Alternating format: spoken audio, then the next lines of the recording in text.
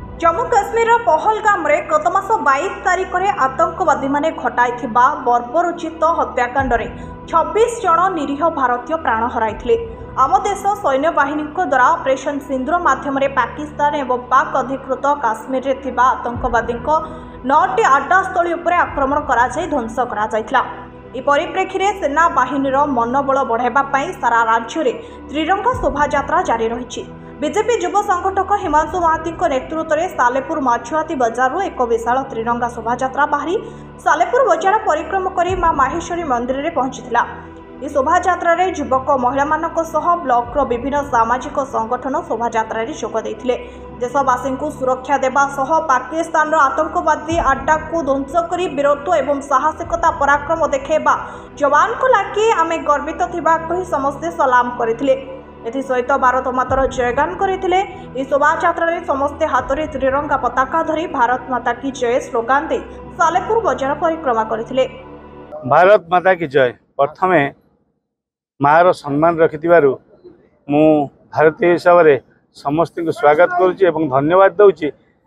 आज प्रधानमंत्री नरेंद्र मोदी नेतृत्व एवं पाकिस्तान पर जो भाव आक्रमण करा जायछि अति खुशीर कथा एवं से ठीक टाइम रे ठीक भाव में जवाब देइछन्ति। ये जवाब सबुबले दिया जावा दरकार।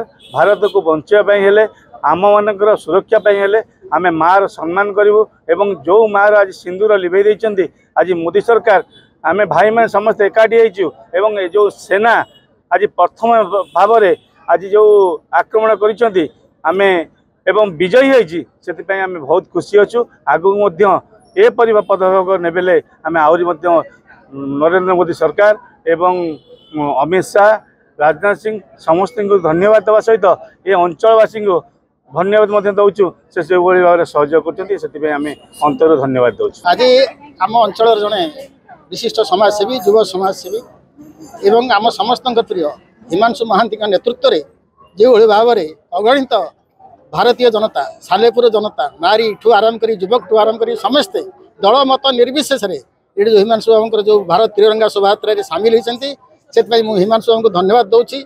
से कार्यक्रम को मात्र कई घंटा समय आमको कहले आम समस्ते सामिल होचु कारण भारत बंचिले आम बंचबू। भारतर शक्ति भारतर सामर्थ्य आज विश्व में प्रतिपादित होती आम समस्ते ये विजय शोभायात्रा ये त्रिरंगा शोभायात्रा सामिल होचु। कटक जिलार Mahesh Behera report the republic Hindustan.